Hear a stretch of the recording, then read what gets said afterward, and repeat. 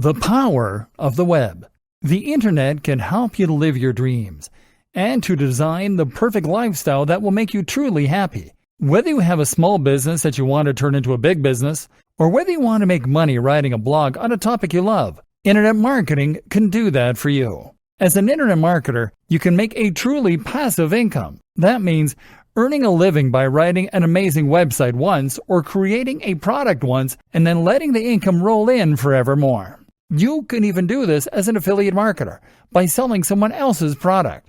As an internet marketer, you can earn a little money on the side, writing articles for other people. The only problem, most people have no idea where to begin with this. When I tell a lot of people that I make money online, the response is often to look at me perplexed. What do you sell? Well, nothing. Where does the money come from? I actually had to promise my grandma that what I was doing wasn't in any way illegal, because she found it so hard to understand that I can make money without leaving the house. My sister recently decided she no longer wanted to do her current job and said that she'd like to start online like me. She asked me how she could get started, what she needed to learn, and what a good resource would be for her to begin. And I was just kind of lost for words. Truth be told, there isn't a really great resource out there for people just getting started. Truth be told, there is a huge amount of misunderstanding regarding what internet marketing is, what it's capable of, and how you should get started with it. This is why you see so many businesses get it entirely wrong. Have you ever visited a business site only to see that it looks completely unprofessional and cluttered? Have you ever visited a brand's social media page to see that it hasn't been updated in months? Or that what is there is just uninspired and unlikely to convince anyone to buy from them?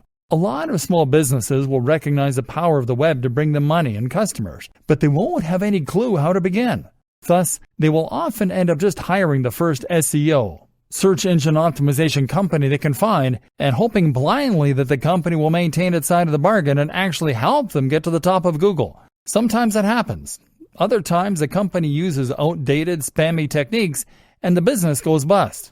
Either that, or the company does nothing much and the small business just wastes a lot of money. But how is a company to know whether their SEO agency is doing a good job when they don't really understand how SEO works? This training then is AdResource. This is a training that can take you from zero knowledge regarding the economy of the web, SEO, internet marketing, all that stuff, and bring you up to speed. You'll learn the technical skills to build a brand, promote it online, and create a marketing campaign. You'll also learn additional skills that can take you to the next level. Skills like design, website development, and videography. And you'll learn how to leverage all those skills, how to harness them, and how to use that to accomplish all kinds of amazing things. Yes, small business owners will gain the skills they need to be able to build their businesses online. But likewise, you can also take these skills and go freelance. You'll be able to make money on the side, or as a full-time career, by selling your newfound internet marketing skills. Or if you prefer, you can take those skills to create your own blog or YouTube channel. Then you can promote a cause that matters to you. You can become internet famous as a comedian or musician, or you can make a living writing about something that fascinates you. Either way, you'll learn the raw skills, and you'll be able to devise a marketing strategy that takes all of them into account with perfect synergy. The web can do incredible things for you. You just need to know how to work it. So let's figure that out together, shall we? The economy of the web. So, assuming you're a complete greenhorn at this point, you might be wondering how precisely money gets generated online. Where does it all come from? Why is it profitable to run a website that is free for anyone to read? The answer is advertising. If you create a website and place adverts on it, then you will get paid by the advertisers, depending on how many people see your website on a given day. The simplest way to explain this to someone unfamiliar with internet marketing is to say that it is the precise same business model as the one used by free magazines handed out at your local subway stop. These magazines don't cost anything to read, but because so many eyes are on them, the publishers can charge advertisers large amounts to show their ads. You can do precisely the same thing by having a website with a large amount of traffic. There are several different ways in which advertising can make you money as a web publisher. PPC. This is pay-per-click, and popular examples include the likes of Google AdSense. You can also get CPM, which means cost per impression.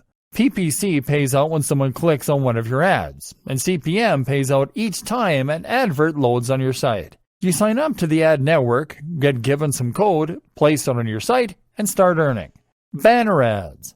Banner ads are much more straightforward. These are agreed with the advertiser on a per-month basis, and you'll simply get paid a fee by that advertiser each month that the ads are displayed.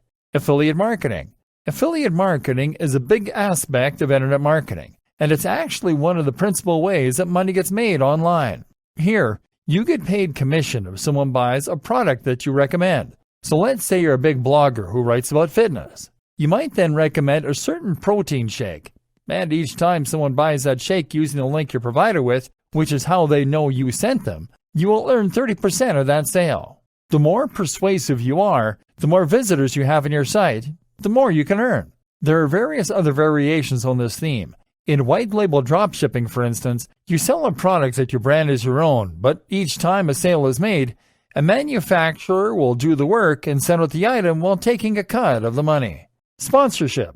These days, sponsorship is more and more of a big deal on the web. If you can build a website with thousands of viewers or a YouTube channel with 1 million subscribers, then that will make you a thought leader. Now, brands will want to associate themselves with your brand, and so they might pay for you to give them a shout-out or even just to wear their clothing. This is how your general blog will make money online. But of course, there are many different types of businesses that run and thrive online. That's because these days you can sell pretty much anything online. Often then, your business will simply sell a product or service. If you are a law firm, then you make money through your website every time someone calls up and secures your services. If you have an e-commerce shop selling CDs, then you make money each time someone buys a CD. And these days, more and more creators also sell digital products. So a digital product is simply a product that isn't physical. So this isn't a car or an ornament, but rather it is an ebook or an online course. The advantage here is that anyone can make a digital product. Often it is just a PDF. What you are really selling in this case is the knowledge. Likewise, a company can sell digital services, which means they'll be selling article writing, web design, search engine optimization. In other words, they'll be selling things that the other sites can use in order to be more successful selling their products. Whatever the business model of the website, social media channel, or YouTube channel, the constant truth is that more traffic equals more money. The more people view your site, the more advertisers will want to work with you. The more you'll be able to sell products for commission, and the more you'll be able to sell your own products or services. That said, there's one thing that is actually more important than traffic, and that is engagement. In other words, do the people who come to your site go there because you have advertising everywhere? Or do they go there because they love your brand and they're curious to know what you're going to write about next? It's the true fans that are likely to buy your products and to follow your recommendations. They are the ones you want on your site. The balance of power. In each of these different business models, the balance of power is slightly different. Your aim is to ensure that the balance is in your favor as often as possible. So, for example, if you are making money from PPC, where do you think you are in the ladder? You're right at the bottom. Somewhere at the end of this long chain, someone is making a purchase. AdSense means that an advertiser is paying Google for each visitor, and Google is then giving you a percentage of that money. So not only do you have Google as a middleman, but you are also losing a customer, normally for only a few cents. That customer is then heading over to another website, where they are making the other company more money. You know that on average, each customer is worth more to the advertiser than they are to you. Otherwise, the advertiser wouldn't have the money to pay for your adverts. It wouldn't be profitable. So, you should think long and hard before covering your website and ads and calling it a day. If you go direct to an advertiser and get paid per month for a display ad, then you'll be a little higher up the ladder, because you'll be making money directly from the advertiser without anyone taking a cut in between.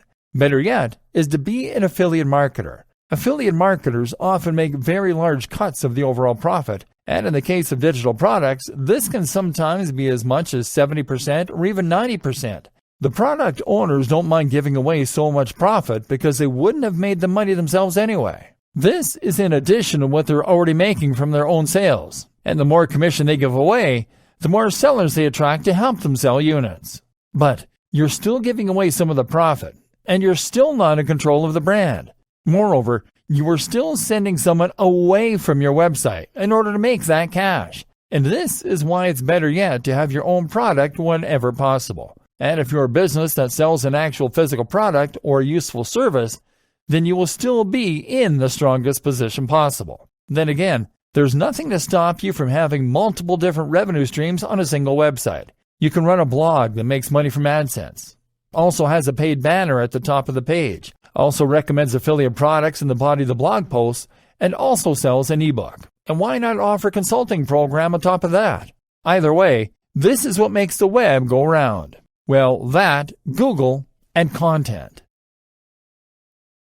An introduction to SEO. So now you know how money is made online, and how you can get rich from a website that doesn't sell anything. More to the point, you know why you need traffic and eyes on your brand in order to be able to generate that money. And how do you get eyes on your brand? The number one option for most sites and businesses is to use Google. Google is by far the largest site engine, and most of us use Google to look up anything we want to know or use. Want to buy a hat? Then you'll probably search Buy Hats online. Want to find out the best exercises for getting great abs? Then you'll probably search for best ways to get great abs. Search engine optimization is all about making sure that your site is the one that comes up first or near the top when someone performs a relevant search like this. That way, people who are looking for your products or your content will find your site. This is still probably the most effective way to bring new visitors to your site and to increase your brand's visibility. But how do you get to that point? A brief history of SEO. To get your site to the top of Google, you need to get inside the mind of Google. That means cracking Google's algorithm and understanding how it indexes and ranks websites. There was a time that this was all very simple. Essentially, Google maintains a huge database of websites and keeps information regarding their subject matter, their quality, etc. When you search Google, it consults this database in order to present you with the most relevant responses. Google builds this database using spiders or bots. These are programs that trawl the web in order to scrape content and add it to the index. To find new pages, these bots will follow links on pages that are already in the index. Google decides which content is a good match or not, at least partly by looking for exact phrase matches. So, if you search for the term buy hats online and there's a website in its database that uses this phrase several times, it will consider it a match. It also considers quality, and one of the biggest indicators of this quality is the inward bound link. The reasoning behind this is that if a website has linked to your website, then it must approve of your website. This looks like a testimony of sorts, and so the more links that point to your site, the more important and high quality it is thought to be. And back when Google first launched, this was pretty much the only thing you needed to know about SEO. To get to the top of Google, you just needed lots of content that would use the same keywords over and over again. And you needed to get lots and lots of links pointing to your site, ideally from relevant sources. So, if you wanted to build a website about making money online, you would start by researching keywords.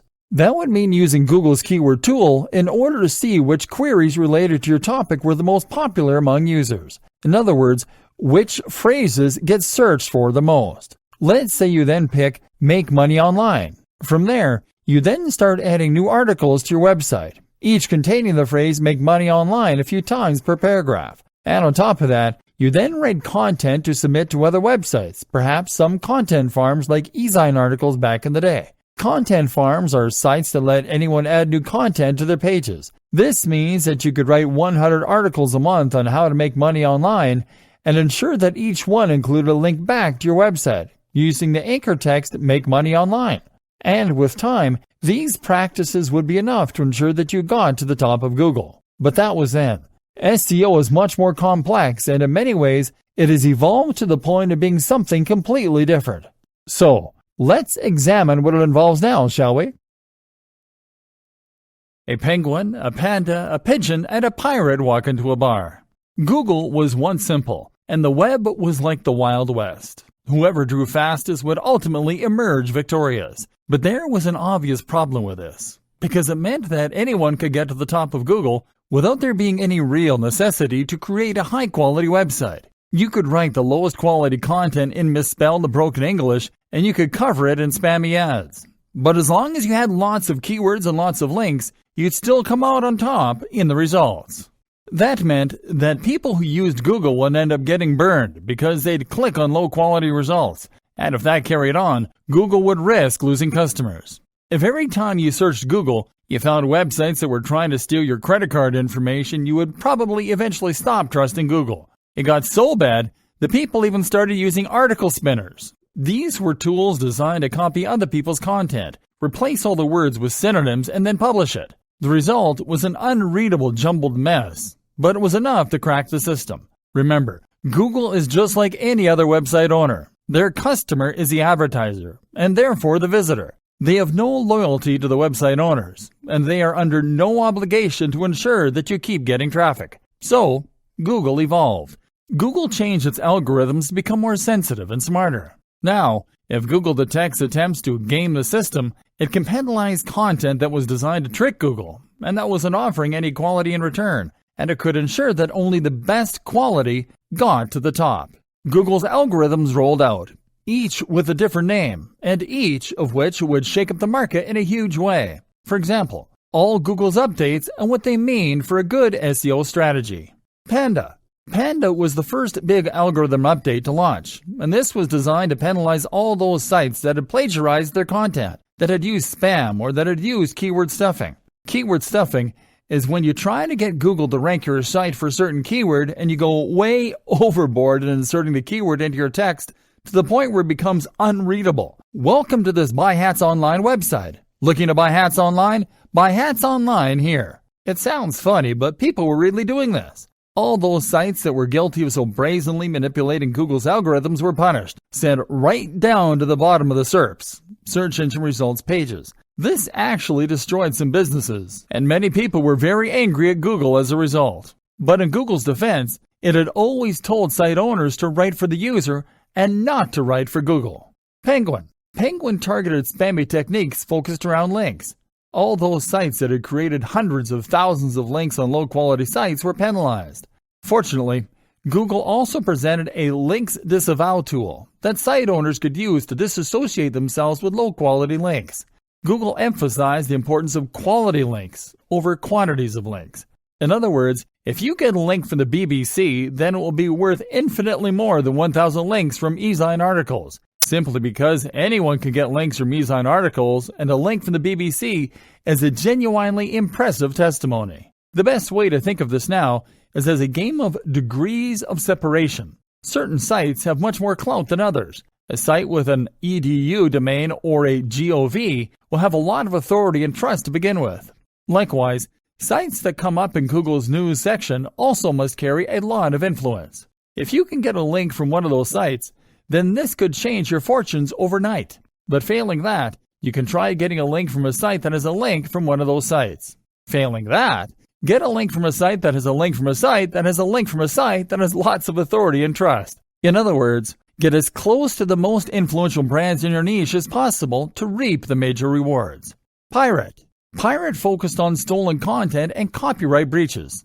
About time, too. In 2017, another update called Fred reinforced this by penalizing sites that were violating Google's webmaster guidelines. Affected sites were typically low-quality sites designed purely to bring in ad revenue. Pigeon. Pigeon is all about local search, and it basically makes the location that the search is being carried out in even more important. That's why one of the best strategies for a new SEO campaign today is to start local. Start by targeting Buy Hats Online Santa Monica, and only then branch out into other areas and more global searches. Another update in 2016 called Possum doubled down on this, with queries performed closer to a business being more likely to bring that business up as a result. Mobile. The mobile friendliness update was designed to make webmasters create sites that would be optimized for mobile. This meant they should load quickly, use a responsive design that would change shape depending on the size of the screen, use touch-friendly navigation elements. Speed optimizations became especially important, in fact, and this is something that Google is really pushing for right at the moment.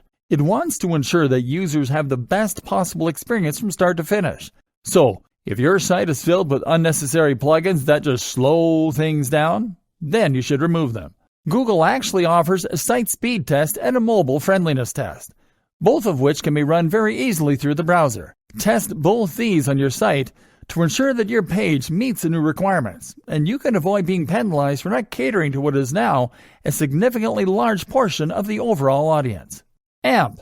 Another thing to look into if you really want to get into Google's good books is AMP. This stands for Accelerated Mobile Pages, and is a new initiative from Google that is designed to encourage creators to create a second, highly mobilized, super quick version of their site. This is possible to achieve through a single plugin if you use WordPress, and once that is in place, your site will be able to appear at the top of the other search results with an image from your site and an AMP logo to encourage more users to click it. RankBrain.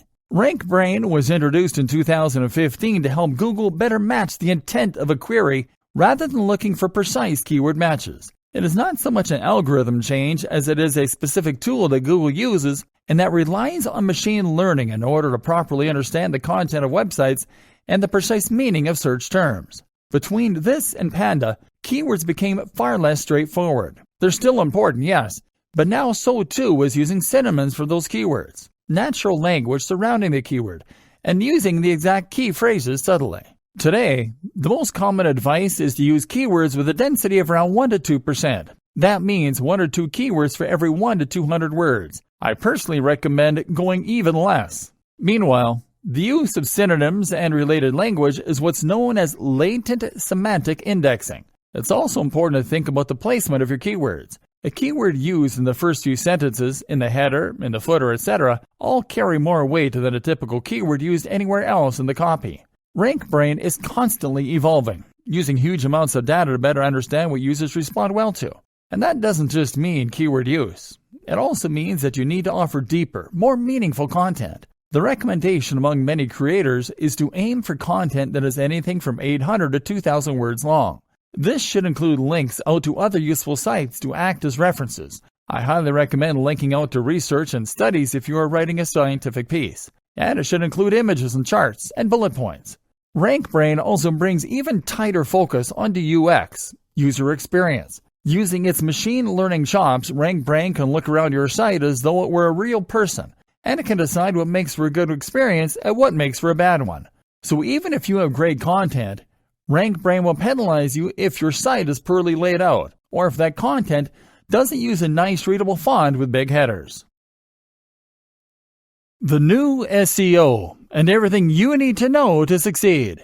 With all these changes, the face of Google was completely rewritten and altered. The latest version of Google's algorithm is called Hummingbird, but this in fact incorporates all of the above algorithm updates, machine learning tools, and more to form a cohesive whole. Moreover, Hummingbird is different from previous Google algorithm updates because it has the ability to grow, adapt, and evolve on the fly. Now that means that Google can update its index from day to day and change the way it looks at our sites. And that means that anytime we crack the code, it can change again. It means we can't settle into a rhythm thinking that we've figured out how to do SEO because it will change again. So instead, all we can do is to understand what it is that Google wants and to ensure that our goals are aligned with Google's. And what does Google want? As I said earlier in this training, it wants to serve the user. It wants people to find the content that they are looking for. It wants that content to be high quality. And it wants them to have a good experience with it.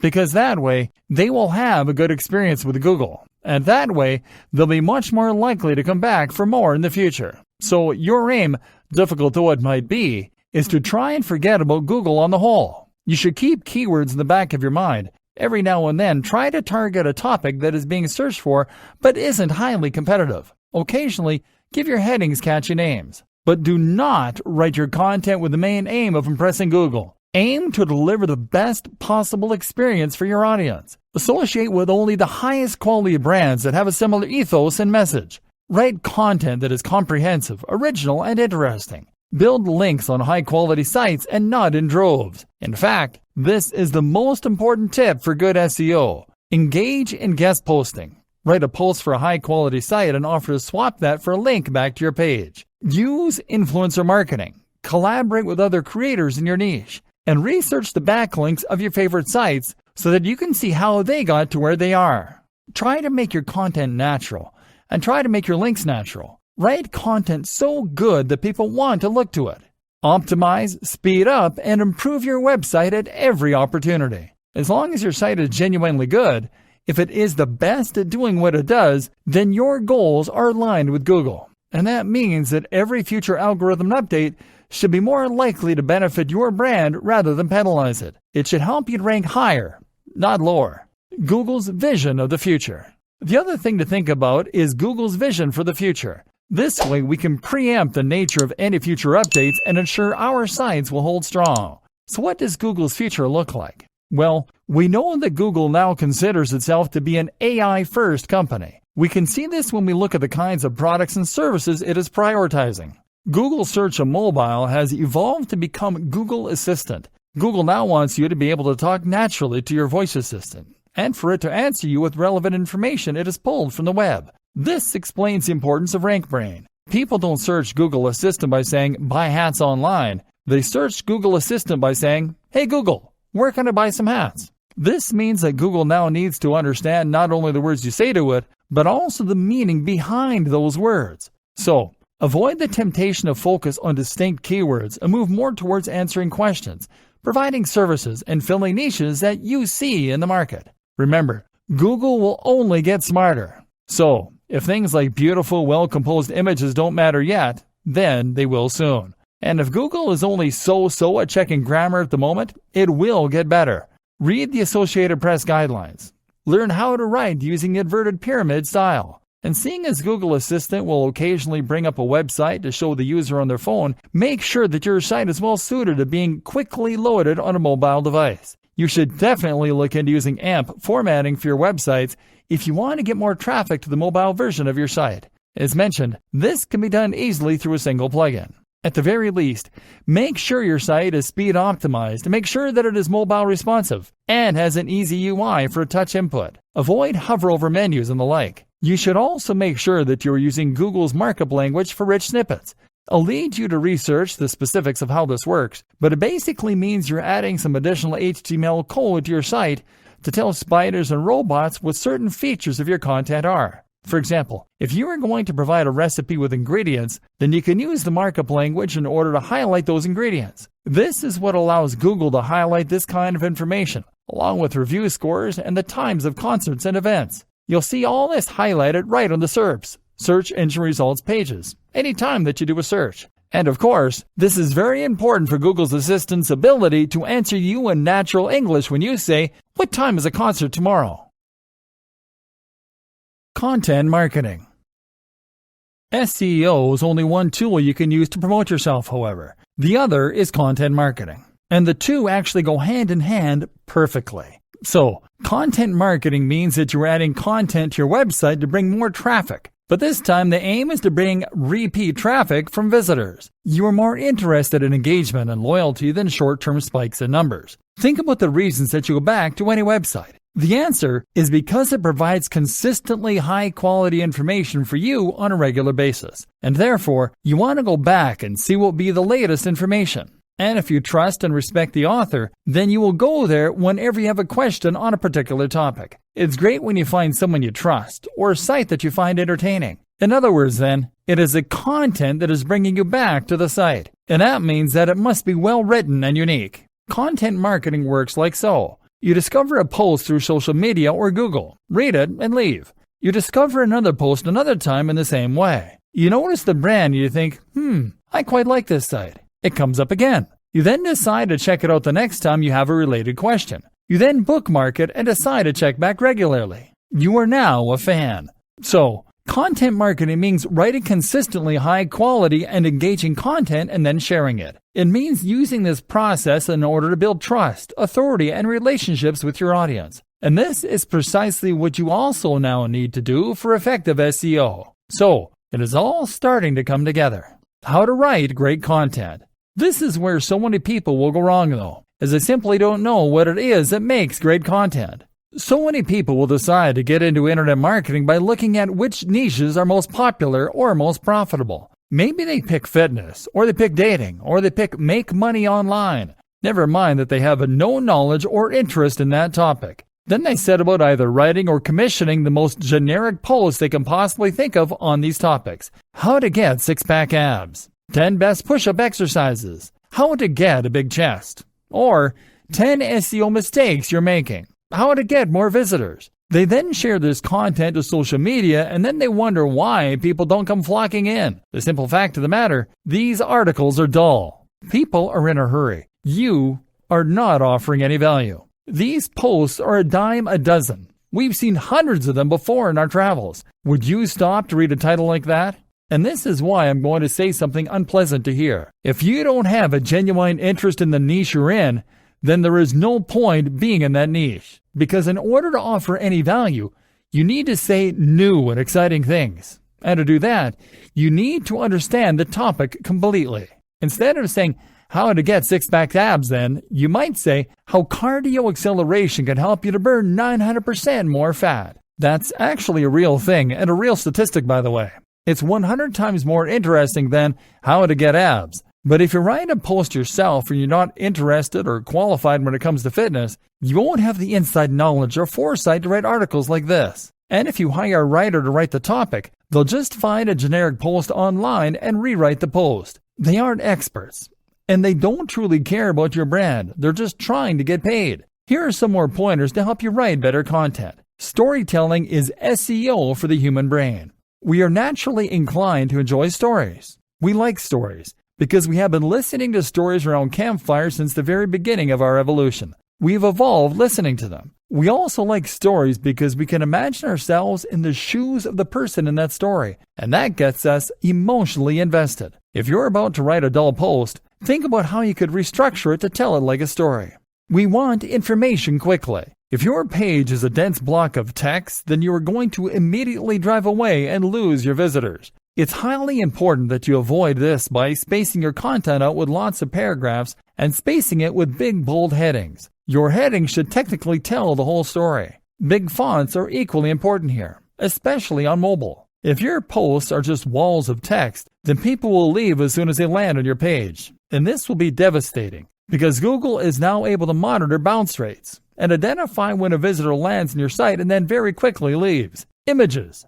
The images you use to decorate your content are incredibly important, and they can make a huge difference to your bounce rates, to your audience's enjoyment of your content, and much more. An image will immediately communicate the topic of your post, and if it is taken well, then it will help to increase the apparent production value of your site too. A big, beautiful image can convey an emotion and get people really excited to read your content. Plus, you can actually optimize your images for Google Images by using the right dimensions, 16 by 9, the right tags, and the right file names. It's possible to get some pretty great images for free from stock image websites, but you know what? By far the best strategy of all is to take the photos yourself. This way, you can not only create the most stunning and beautiful images, but also ensure that they perfectly fit the topic of your post and back up your points. Instead of being generic and somewhat relevant, the image can become the perfect partner for whatever your post is about. This means investing in a great camera, and it means learning the basics of composition, framing, using manual settings in your camera, etc. But it's definitely worth it. If nothing else, it is worth it because you'll be able to sell this service as an additional arrow in your quiver, and as part of a comprehensive web marketing service.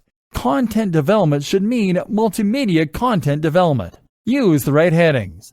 Another tip is to make sure that you always use the right headings. That means that you should make sure your articles are sound and as interesting and exciting as possible. It's interesting to look at clickbait as a source of inspiration here. Clickbait titles are the ones you see on social media sites that use cheap strategies to get you to click. These will use fake anticipation and mystery, for instance, to get you interested. What happens next will blow your mind. 5 weird tricks to lose belly fat. Number 3 will blow your mind. The omitted key piece of information sparks curiosity in the viewer, and they click the link. The unfortunate reality is that 9 times out of 10, clickbait offers nothing of value. It is just poor quality content, spam, or even a bunch of ads. Hence the terrible reputation that this approach now has. But you can learn from it. Put the emotional hook of your content right in the title. Keep the USP front and center. And then just make sure you actually deliver on that promise when your readers click through and find your content. The power of video for massive influence and engagement.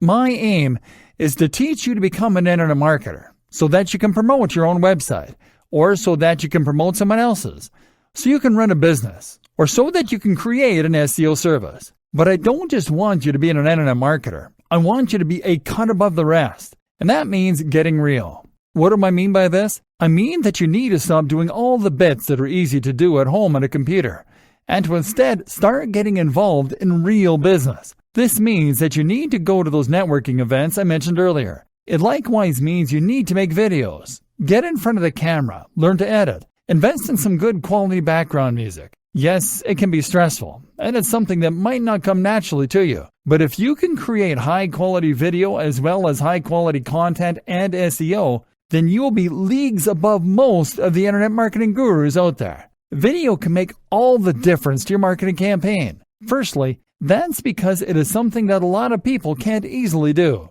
If you have a good camera, if you know how to edit, if you can present yourself well on camera, then you immediately set yourself apart as a professional. Now you are someone to be listened to and trusted. On the other hand, if you are just running a website and filling it with articles and stock images, from the perspective of your audience, you could very well be a kid in your mom's basement. There's nothing wrong with that per se, but if you're trying to establish trust and authority, then a video will go a long way.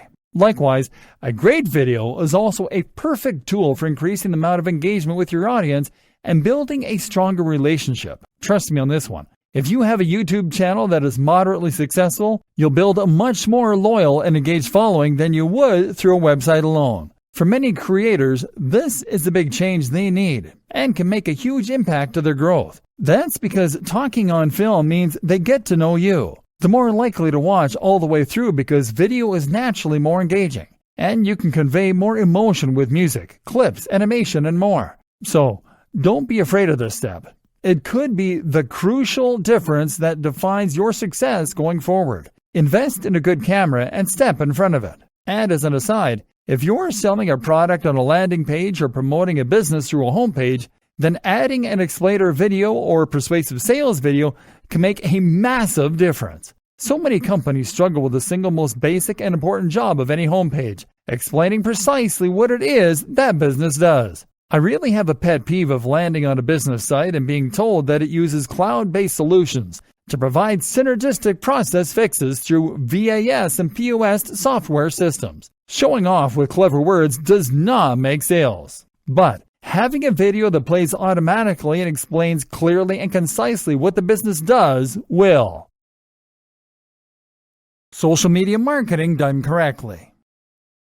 Social media marketing is one of the hardest aspects of internet marketing for a new business to understand, but it's also the one that makes the biggest difference in many cases once it finally clicks. The aim of social media marketing is not only to get your articles seen by lots of people, but also to create a community around your brand. It is to talk directly to your audience and to get them to trust and like you. You need to make them think of you as a friend or as a trusted company that they can get behind and rely on. Your aim is to use social media as it is designed to be used as a communication tool. The problem is that so many internet marketers and small businesses see it instead as nothing but a podium for their marketing. They post things like, "Try our new product today," and "Find out why we're the best in the business," and wonder why engagement is low. Would you bother to follow a Twitter account if that was all it ever posted? Instead, you need to provide the audience with value, which means providing them with more of what they came to get from your website.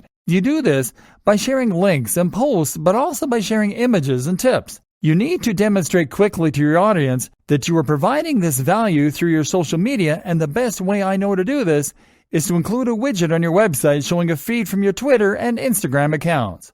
That way, as soon as someone lands on your website, they will see the posts you've made, and they'll have easy access to a button so that they can instantly start to follow you. Selling the dream. Sharing tips, advice, and entertainment in these ways will often work. That is a very good way to bring more people to your site. But what can also work very well is to sell the dream. Because one of the most important things to recognize about marketing and about sales is that people don't buy based on logic. People buy based on emotion. People buy things that they want, and they buy things that they think are desirable, that they think other people want. People buy in a rush because they have a feeling that if they don't act quickly, they will lose the opportunity. This is something that a good persuasive writer can use well. And people often follow a brand or an individual on social media for similar reasons. For escapism, for vicarious living, to chase a feeling that they enjoy. This is why women on Instagram become rich and famous posting images of themselves wearing nice clothes and going out partying. People can follow those creators on social media and feel as though they're partaking in that lifestyle. They can enjoy the way it makes them feel, and they can be inspired. Of course, this makes that person very good at selling clothes too. Likewise though, if you have a fitness brand, then you will likely want to promote that brand using social media by showing images that gel with the message you want to convey. You won't post images of you lying in front of the TV with a six-pack of beer resting on your gut. You'll post images of you running on the beach as the sun rises, or hitting the weights hard at 6 a.m. If you have a blog about earning money online, you'll post images of yourself in a suit, sitting at a computer or looking at code. You'll sell the dream and the value proposition. The value proposition is the emotional hook. This is the why that drives your business. Why do people follow you? How do they want you to make their lives better? And how can you communicate this better? Social media for communication. And like I said, social media is also a tool for communication. This is how you get people involved with your brand. It's how you get people interested in what you have to offer and make them feel you're listening. Like, if you have a problem with whatever they have bought, they can get in touch with you and you'll answer. That means you need to be interactive. So post regularly to your social media channels and ask questions. Run competitions and best of all, try out Facebook Live. Being able to talk directly to your followers is an immensely powerful thing and can massively increase engagement and trust. What's more is that right now Facebook, Instagram, and YouTube are all trying to promote their live features. So if you go live right now, your audience will be notified and lots of people will likely get involved. Now, you can ask them what kind of content they'd like to see from you, what kind of products. You can ask questions. You can share your genuine gratitude for their support. Another immensely powerful strategy is to find other online communities to take part in. Good examples include forums, of course, but also subreddits and more. These are very powerful places to find new people to market your content to. But if you jump into one of them and post a link to your site, chances are the link will be removed and you may be banned. Best case scenario, you'll receive a lot of negative flack. But on the other hand, if you spend time in that community and answer questions, chat to people, build trust and get to know everyone, then if you mention you have a website, this is an entirely different story. Now you have a legion of people that trust you, some of whom might even consider you friends, and they will be there to support your brand every step of the way and to help you promote it on social media and elsewhere. Note, these social communities are also examples of routes to markets. These are places on the web where the people who make up your target audience congregate. Any platform you can find that lets you communicate directly with the correct audience is a route to market. Other examples include things like industry magazines or clubs. Look for routes to market, as these always offer great marketing opportunities. Finally, make sure that you are always answering any direct messages, comments on YouTube, comments in your posts on Facebook, etc. All this builds more trust, more loyalty, and more interest for your brand.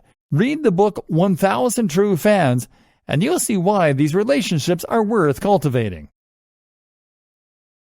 Branding and building a brilliant website. Absolutely central to all of this is branding.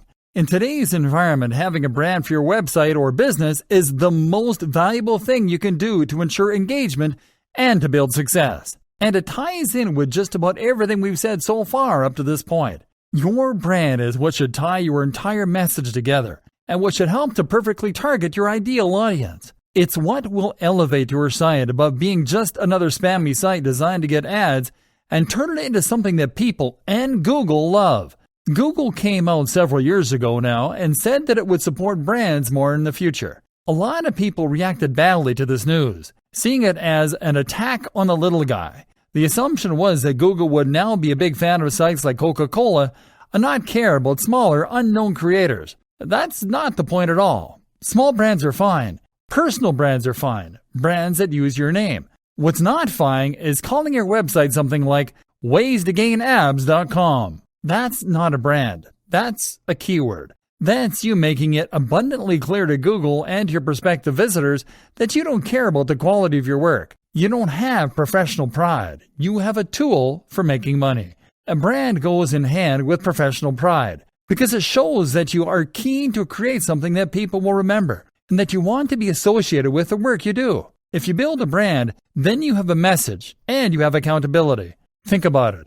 All of the top websites that you visit currently have a strong brand. They likely have a great logo, their own style, a strong design language throughout their website. They know what they are, and they know who they're for. And this comes across in the quality of their layout, in the cohesion across their social media, all with the same username, the same logo, and the same ethos, and in the little touches like their video's background music and their bottom thirds. This is what makes something memorable and professional, and this is what you need to do as well. How do you create a brand? Creating a brand doesn't mean creating a logo. A logo is just one aspect of a brand, and it's not what comes first. What comes first is a mission statement. A mission statement is a phrase belonging to a business that says what it's all about. This should explain what, how, and why. What do you make, sell, or do? How do you do it differently? Why do you do it? I highly recommend watching Simon Sinek's excellent TED Talk on the Golden Circle at this point. It's called How Great Leaders Inspire Action. Most companies will think about the what. We make hats. We design websites. We provide legal advice. Many will think about the how. We use the best materials. We outsource to China. We resell, but with a value add. But the why is what matters most. This is the motivation that spurred you on to get involved in the business in the first place. It is what makes you get out of bed in the morning. And it's once again why you cannot have a successful website or business in a niche or industry that you don't truly care about. So, if you have a restaurant, maybe your why is because you want to introduce the world to healthier, cleaner, and more responsibly sourced food. If you have a website about fitness, maybe your why is because you want to inspire the feeling of accomplishment in your audience. Whatever the case, you need to understand this because it is what will give you your value proposition. It is what will give you your design language. And it is what will create your marketing opportunities for you. This will also allow you to find your buyer persona. This is your ideal customer. And through a combination of surveying and of thinking about your brand, you will be able to draw them up. Now, you need to ensure that your strategy is aimed at this person. It is a huge mistake to make a website that you want to be for everyone. If you do that, then it won't be particularly interesting or inspiring to anyone. The key to remember is to make people into real fans. Remember, content marketing and new SEO are about the quality of your followers, not the quantity. You want engagement. Ask yourself, is yours the kind of brand that someone can be a fan of? People just don't know about Apple. They are fans of Apple. People are fans of Tim Ferriss. They like what these brands stand for. They feel they know them. They want to associate with them. To get to that point where your site is inspiring to people, you need to stand for something other than getting clicks on your AdSense, web, and logo design. With all that decided, you can now go about designing your logo and your website. The logo should be simple, it should be minimal, and it should be versatile. This logo will be used across all your social media, on your website, etc. You need to avoid being cliché while at the same time making it clear what your site is about and who it is for. In an ideal world, the combination of your logo and company name should be enough on their own in order to let the right people know that your brand is for them. If you're struggling for ideas, try making a mood board. This is a collage made up of images, logos, site designs, and more that you like the looks of. Looking at these can help a lot to give you a kind of direction for your brand. If you put them all together on the page, you can then start to get ideas for unique ways of combining them, and that will give you ideas for your own design. Actually, build the logo using Adobe Illustrator. This creates vector files, which are files that can be resized to any degree without losing any of their quality, and which can be edited as well. JPEGs, PNGs, and GIFs are not portable or flexible enough for your uses. So that is another thing I want you to learn. I want you to learn to use Illustrator and to make good designs. Like videography and photography, this is a skill that will elevate you above spammer and into content developer. That's when you start to become highly in demand. WordPress. Finally, the website itself should be built using WordPress. This is a free tool used by over a quarter of the websites on the net, including many of the biggest brands. It is highly customizable. There is massive community support, and it is completely free.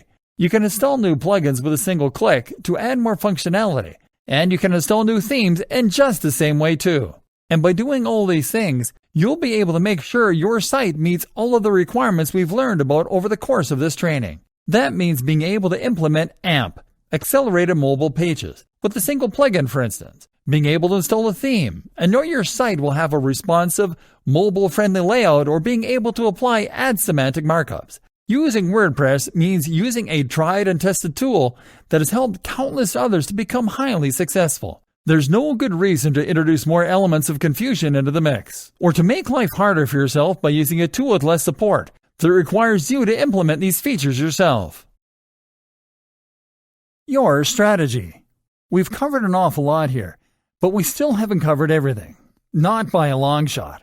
We haven't even touched on email marketing, for instance. Nor have we discussed how to go about conquering YouTube. We haven't really dived into good grammar, etc. for your blog posts. But this is about the bigger picture. This is about strategy.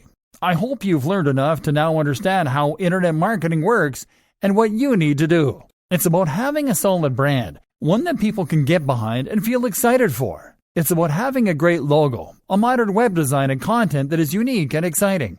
If you can do all of that, then you can create a brand that will inspire and create true fans and that Google will like too. It's about expanding your own skills to create wonderful multimedia content and branding. It's about being able to make videos, to understand the psychology of persuasive writing, to sell the dream through your social media. Develop your skills. Don't be afraid to step in front of the camera or to network in person to find those opportunities for collaboration. Be a real professional who is proud of your work. And the rest is just implementing a regular, steady stream of high-quality content with subtle use of keywords and LSI. It is a matter of getting guest posts on the highest quality websites. It's a matter of sharing your content on social media. That is how you create a cohesive internet marketing strategy.